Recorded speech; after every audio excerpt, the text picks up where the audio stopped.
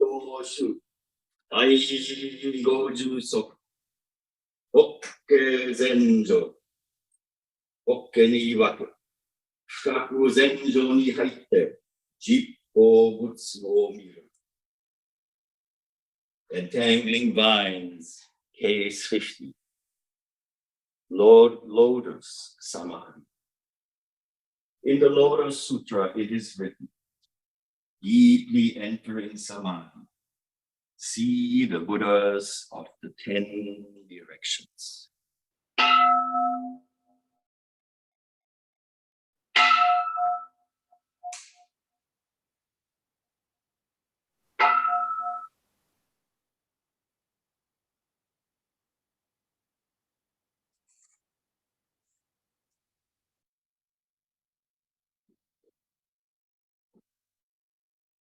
It is wonderful to see you all here. It's wonderful to be able to sit together. And I'm not saying that because of the numbers we have, but of the presence that you bring and the presence that you develop. 14 blocks. Yeah. But it was nice to see the city live. There's a lot of construction going on. And now, of course, it reminds me of none else than our own human condition. Seeing all of this, we need to do self-care. We need to eat, and we need to take care of our physical health. One quick reminder, so you don't forget, this practice, as we have it transmitted, is not necessarily conducive. Nobody on the other. There's nobody here. Good.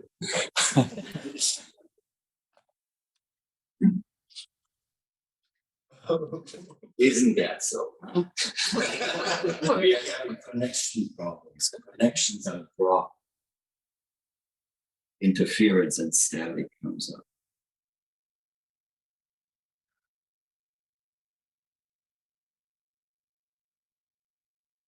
But also disconnected my previous topic from where we are now. Another wonderful example of how our human mind works. Believe me, even if I don't remember what I was talking about, it doesn't matter. Right? Because right now, we are in a different place, in a different presence. So I wanted to remind you that the Zen practice in the formal way is not geared towards necessarily assuring your physical well-being. You have to take care of yourselves. Yes, we feed you.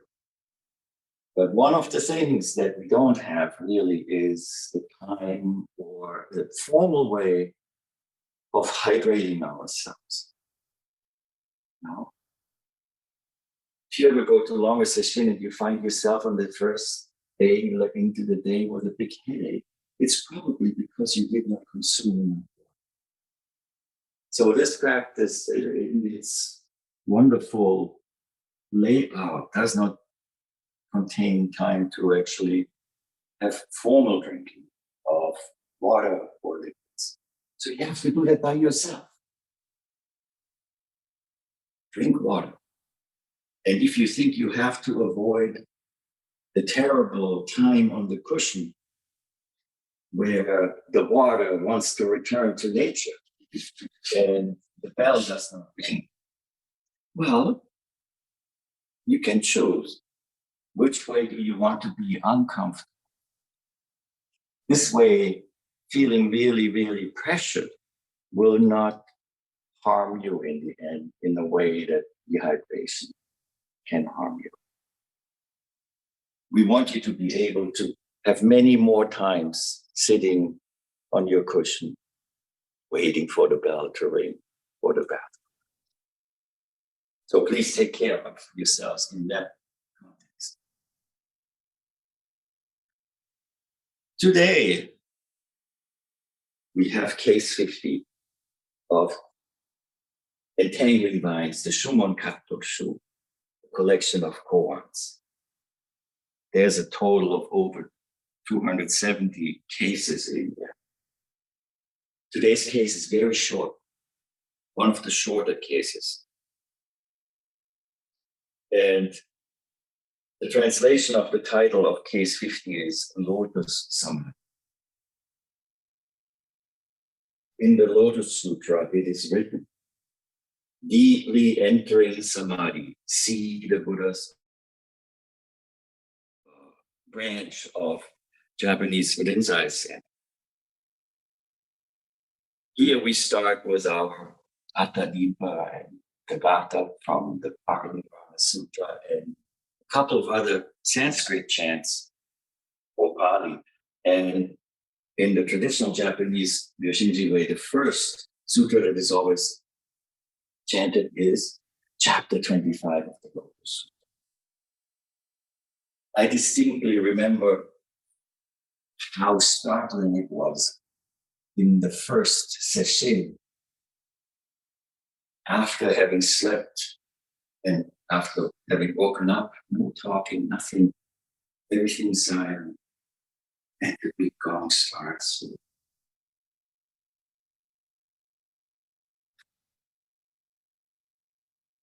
preface just setting the stage out of the darkness in 3 o'clock in the morning. And then Ino-san begins.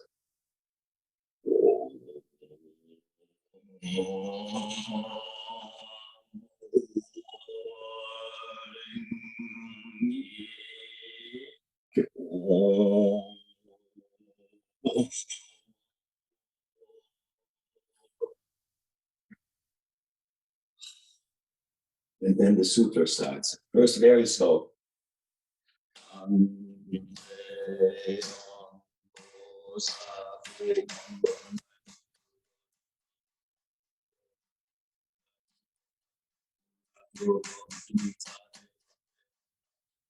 Goes on for 30 pages like that. This is what the practice offers us, to take us away from our being mired in thought. If you chant at that speed, something you do not understand, there's no place to without being noticed. Oh my God, what is the next word? And half the page is gone. Have you experienced that in the chanting here? And it looks all the same. And you don't feel like turning to your neighbor to, yeah.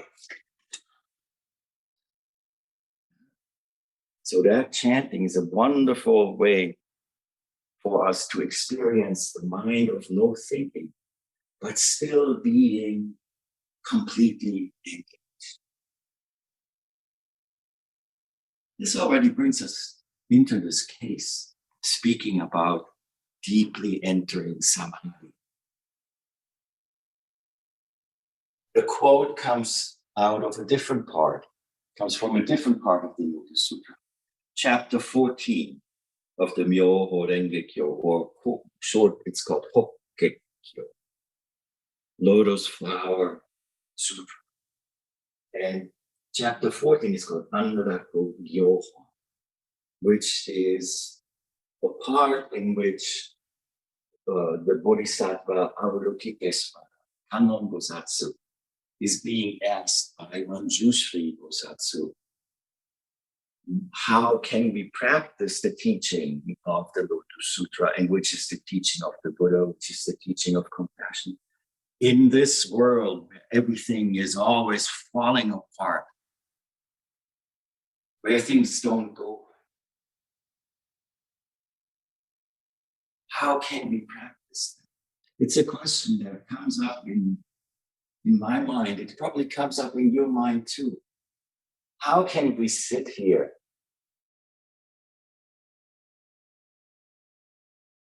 when he also had a question, can I make a difference? But in the end, the question did not overwhelm him. He chose to step forward in his way. And so we can step forward in our ways.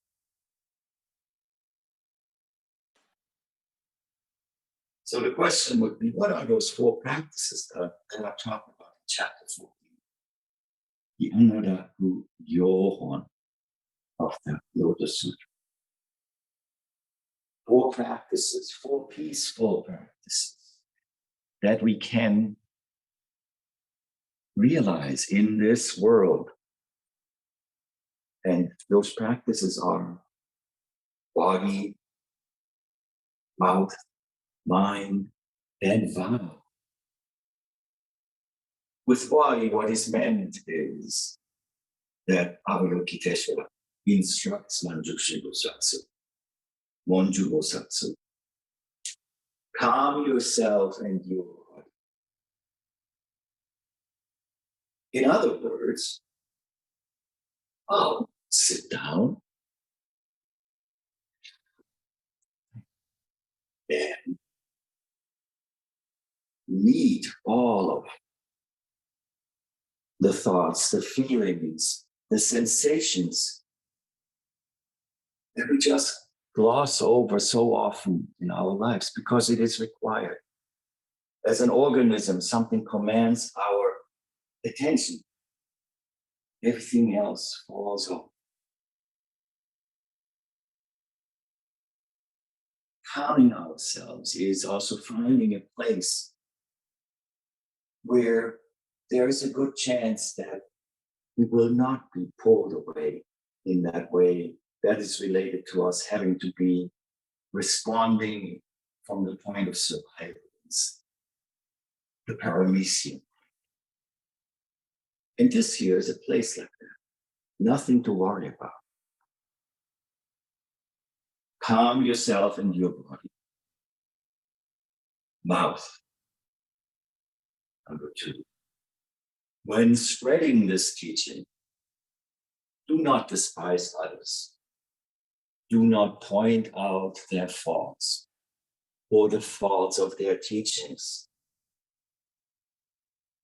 And when you speak to the teaching of the Buddha, teach it with a calm heart.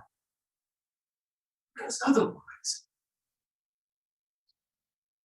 it's just inauthentic. No matter how great the fervor may be. Say we want peace. As long as we go, I want peace now. Nobody will believe you. The good word of whatever teaching, if it is a good word, then it must come with a good heart with it.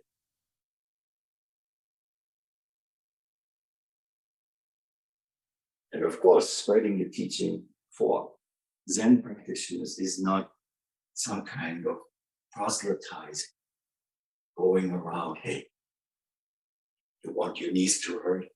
I have just the place for you. No proselytizing, just being who we are and just manifesting ourselves from that again.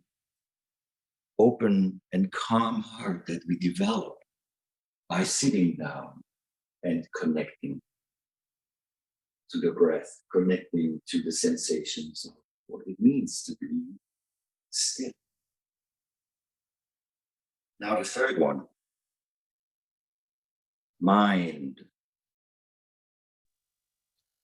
And the fourth one, that's the last one, is to vow to save all beings. Have you ever considered that? No? It's too late. You already did. You chanted twice already. The Shujo and Seigan. Sentient beings are numberless. I vow to save them all. That is that. Vow to save all beings. That is what the answer to Monju Bosatsu was regarding the practice of the teaching of the Lotus Sutra in this rotten, evil world. So here's the next question. Who is this Monju Bosatsu? Manjushri. So Monju is actually an abbreviation of Monjushiri, which is the Sino-Japanese transliteration. So there was a word in India, Manjushri. It came to China. The Chinese translators at that time tried to find characters that are pronounced in a way that it sounds somewhat like Manjushri. And these characters then came to Japan, where they are pronounced in a different way. And that's how it's Monjushiri or Monju. What does Monju mean? Manjushri. Shining elegance. Shining elegance. And Monju doesn't like to hang out by himself. He has a body. He has a body. Who's his body? Anyone know? Fugen. Monju and Fugen. Fugen Bosatsu. And both of them are gainfully employed as attendants of Shakyamuni Buddha. They are attendants to Shakyamuni Buddha. Do we have a Buddha somewhere here? Yeah, right up there, here on our Butsudan, on the altar. And as I can see, both Fugen and Monju have come to work. They can't afford cars, so Monju is taking a lion to come to work. And the white elephant, usually, it's just an elephant here. And this Fugen, yes, right up here on the woods, attending Shakyamuni Buddha. This is called the Shaka Sanzon. Shakyamuni, 3 statues together, the triptych, always together. Places where we get attached to ideas of things, of thingness, of I am selfness and all like that. And to help with that, he has the tool of the trade for somebody like Manjushri. It's a sword to cut off the illusions. Not only to cut them off, but once they were cut off, also to keep us from, you're not coming in, not attaching yet again. That is Manjushri. He stands there.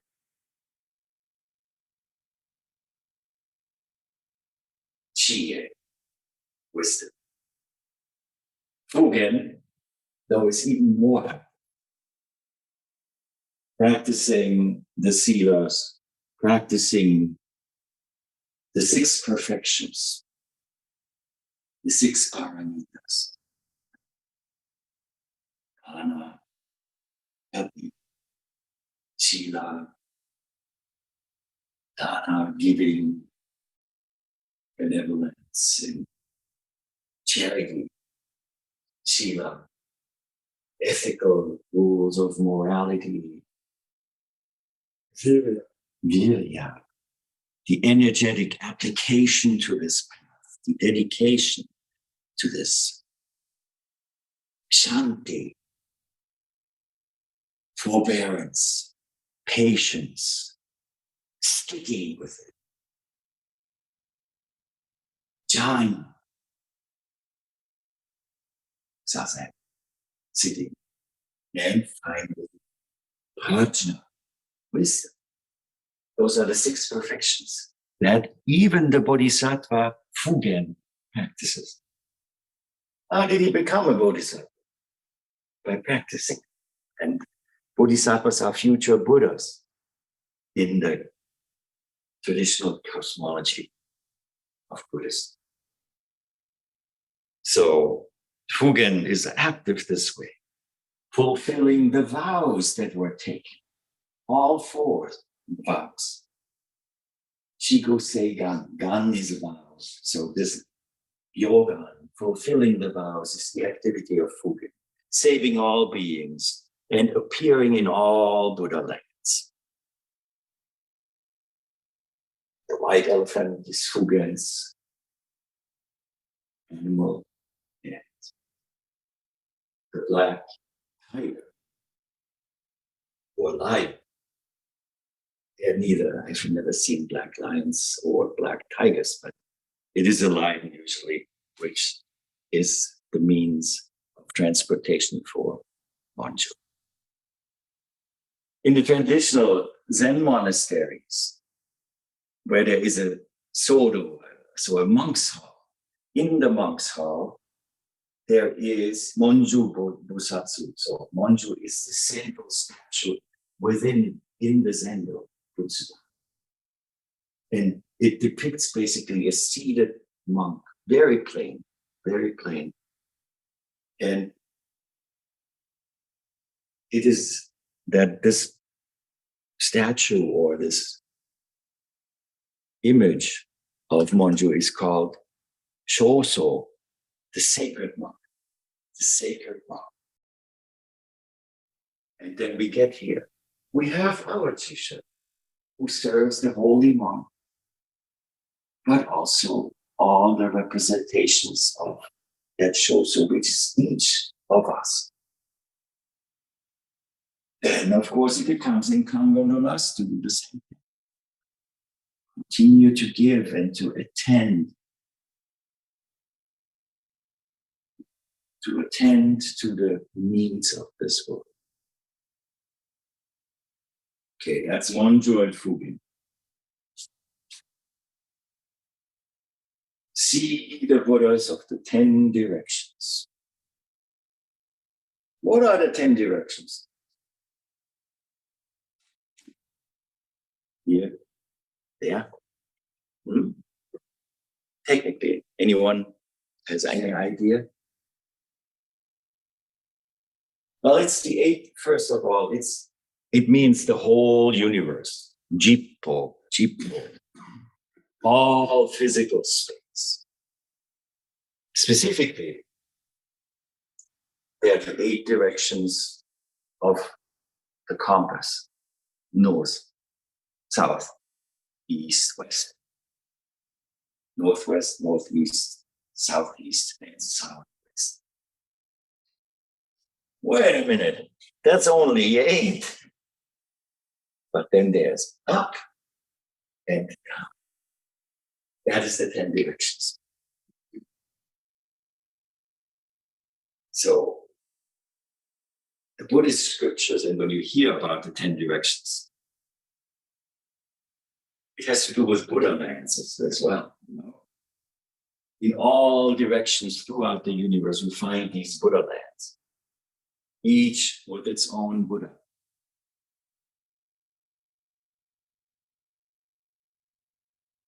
And the expression, the Buddhas of the 10 directions in the sutras, just points to that.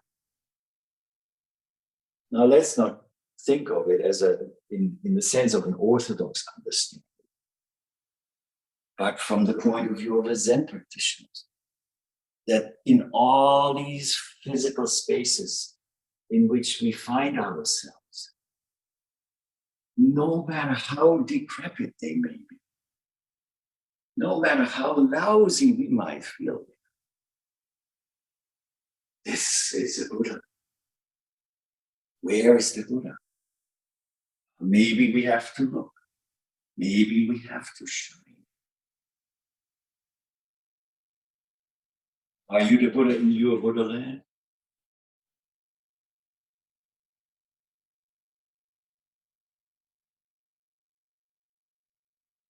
And the 10 directions are often combined with the 3 worlds, or the 3 existences. The 3 worlds are the world of past, present, and future.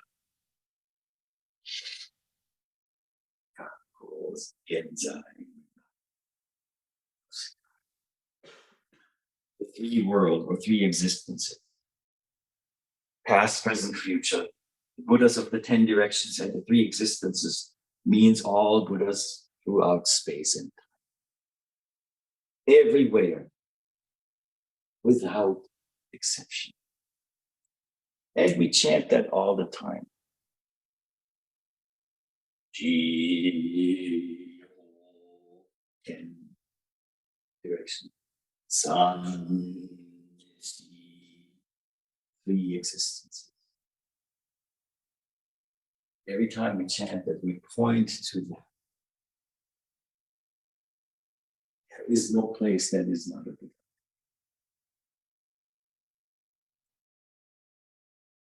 And it doesn't have to be the people who are hired by the building. Some people do that spontaneously. And that seems to be it. But no, it goes even further. As a Buddhist practitioner, it is not just doing what it is, but also to recognize, and that was his teaching,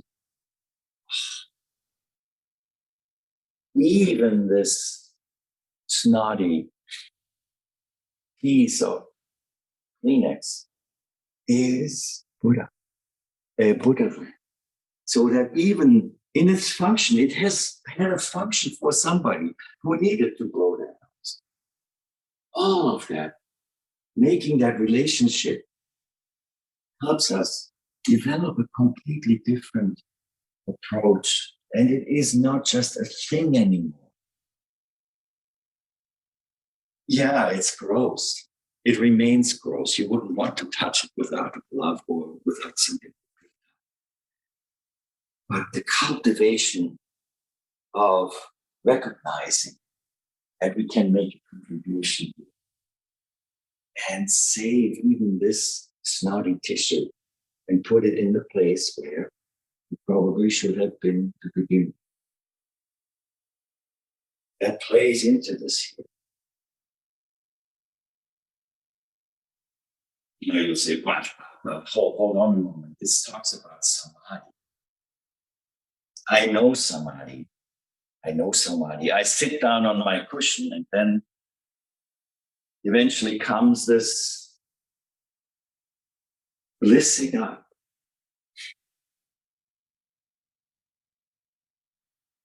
Well, if that were all we do, we might as well put that sign out like nail places at the spa.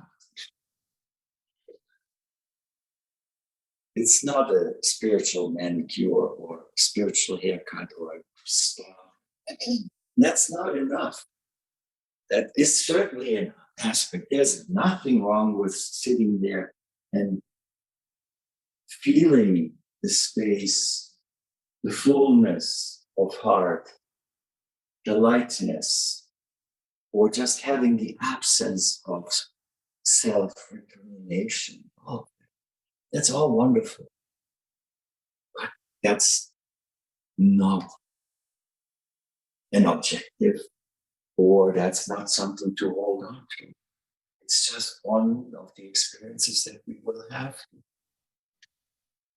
That is one kind of samadhi, but samadhi really knows so many different kinds and depth also. I have to be a little bit technical here in that sense, so forgive me. But in terms of samadhi, I want to tell you what I was taught by Chigan Roshi about the 2 very distinct types of samadhi.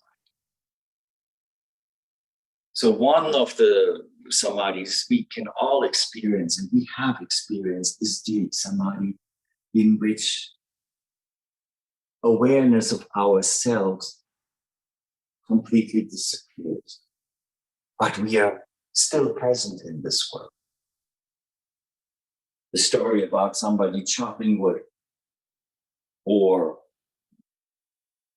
doing any kind of other really back-building labor, forgetting about their limbs, forgetting about everything, just completely engaged. It's not a coin, but of the movement. If this is the biggest possible, what would be on the other side of that movement? Small as possible. That place where everything implodes in itself. And there's a samadhi there too. That's a samadhi where the lights go on, where there is nobody there to see anything, where there's nothing to be seen. That is the non-conflict samadhi. That's the technical term. No conflict samadhi. Now, if somebody told you, yes, I have experienced no conflict samadhi, you could say, you're lying. Why? It cannot be experienced. There is nobody there to experience it. There is no it. However, we don't remain all the time there. It's never stagnant. The light will come up. And we will awaken. We will awaken. We will see. We will have consciousness arise again. And it is that process of awakening that teaches us over time about that we have no idea what just happened. You will find it in your zazen that you prepare for yet another agonizing 45 minutes on the cushion because, well, something's wrong somewhere. Maybe there's a welt under your right buttock from your robe that's already pinching off either a nerve or some blood vessel, and you can feel the tingling in your foot, and your whole leg is saying, see you later, right?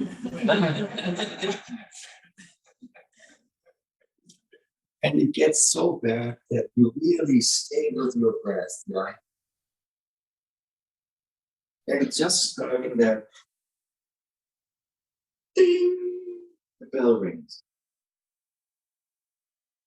What happened? Well, one distinct possibility is that the Jikijitsu malfunction. Less likely though, because if they malfunction, they go longer, not shorter. And the other one is, well, there was nobody there. And you can't remember it because you weren't there. You don't remember what happened because nothing happened. But the time suddenly returns, space returns. That is this samadhi that is called the no conflict samadhi, mujo samadhi. And of course, in a samadhi like that, everything is dissolved. No personality, no identity, no awareness. Isn't that getting interesting now? Because you can experience all of this. No, that's not right. You are experiencing all of this every day, because it is how this nature works. The nature of consciousness, the nature of this Buddha activity, of the activity of Dharma. And in this chapter 14 of the Lotus Sutra, it says, deeply enter in Samadhi. See the Buddhas of the 10 directions. It's a teaching in words. deeply entering Samadhi could be in either direction. And even when there are no Buddhas to see,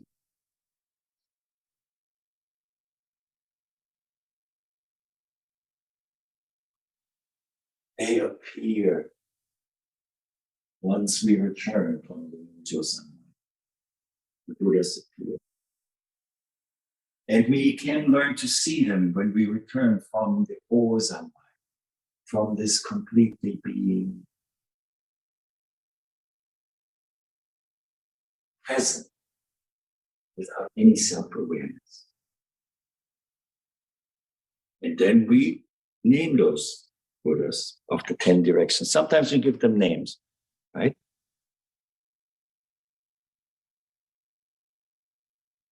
And we actually give names to 10 Buddhas. Before we go to that, that you move a little.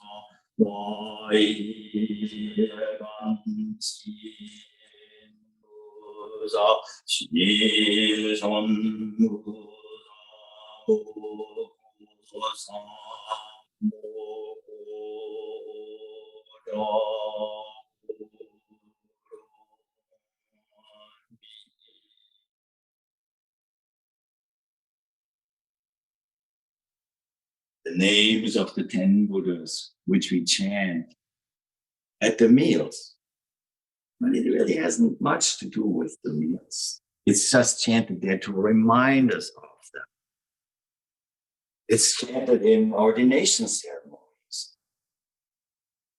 It is chanted in many different places. And what it is an acknowledgement of the various aspects again of the Buddhist teachings. Shinjin Pashin Viroshanufu, the ultra pure Dharmakaya Buddha.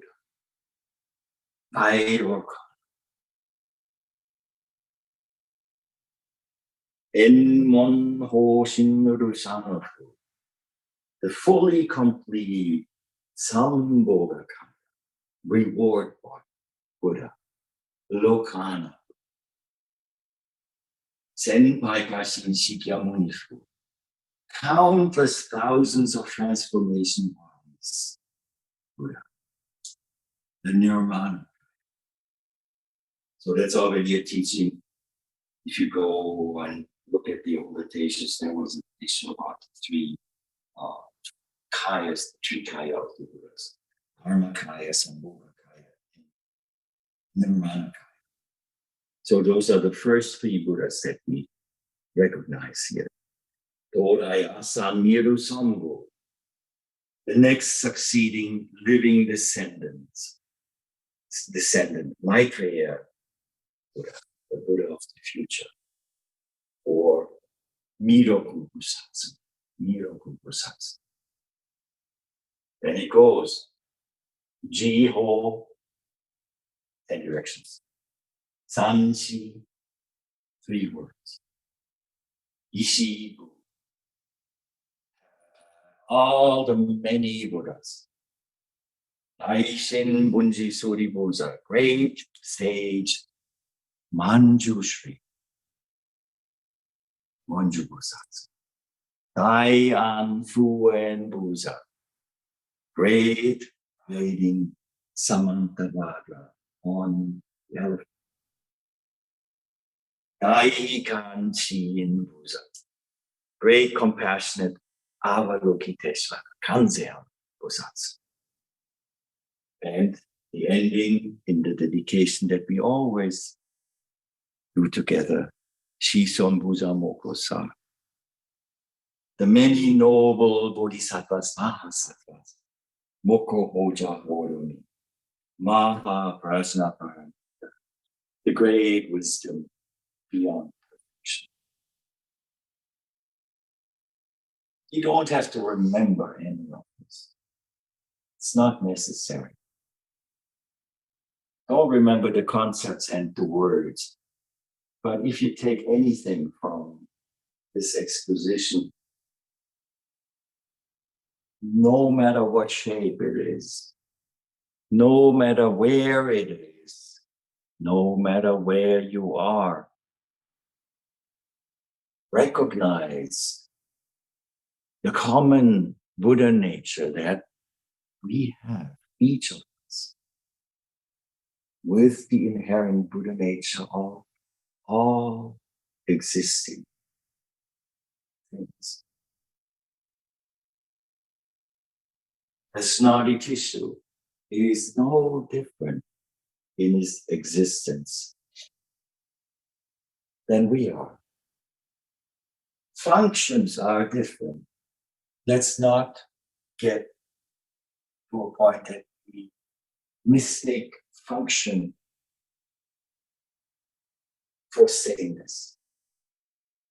This is the wonderful thing of the conditionality of our human existence, which we get demonstrated in the Zen practice. Mainly that we are all emanations of specific conditions. Conditions that are unique. And of course, in their uniqueness,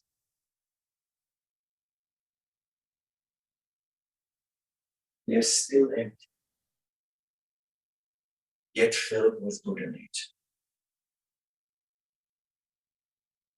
So maybe this can teach us to be a little kinder to ourselves and those structures that we see, that we rather get rid of than facing them. The fears we have, the hopes we cultivate, the reluctance we have to step forward and look straight into what is screaming at us to be looked at. That's also samadhi. The samadhi of being absorbed, absorption,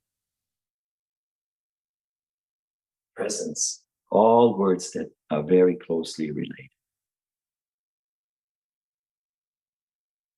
I've been speaking with some of you about breath. Our breath as the physical manifestation of these principles, of the opposition or different phases of this movement of life, is a very, very good teacher for all of this. Non-attachment. Oh, I like inhalation so much. I had it with exhalation. I'm not going to exhale ever again. It's my New Year's resolution. They're all the same. They don't last very long because even if we are very, very stubborn and very, very strong-minded, we can only hold our breath for so long. Maybe we pass out. Nature and the activity of Dharma will just go. This is a wonderful example how it goes with many things that we find in our lives that we have decided to never do again, or that have come to some kind of arrest. And whatever is arrested in this development, we want not to judge it. We don't want to bang against it or anything. We just want to bring the kindness and the letting go of that what constricts this arrested movement from continuing its natural development. We'll talk more about that tomorrow on Martin Luther King Day, because There are a lot of things that were demonstrated by a human being here that can point us in the right direction. And the most fabulous thing about it is that he wasn't wearing robes like this. He didn't have skin like this. He didn't grow up like any of us. And still, the core of that heart of the Bodhisattva, that good human being, mensch, or whatever you want to call it. Yeah?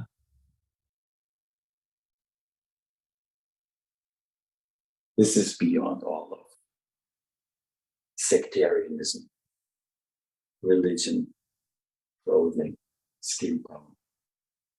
That's not it. So, more tomorrow.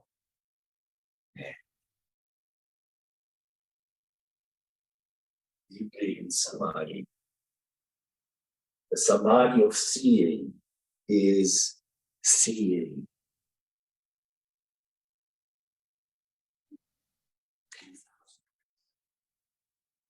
The samadhi of hearing.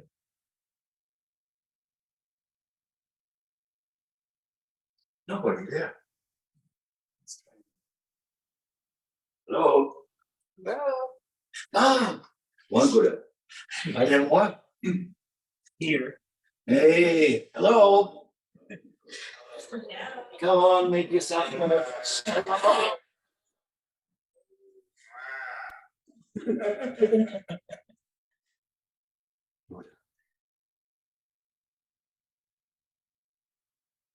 all right. Back to the question.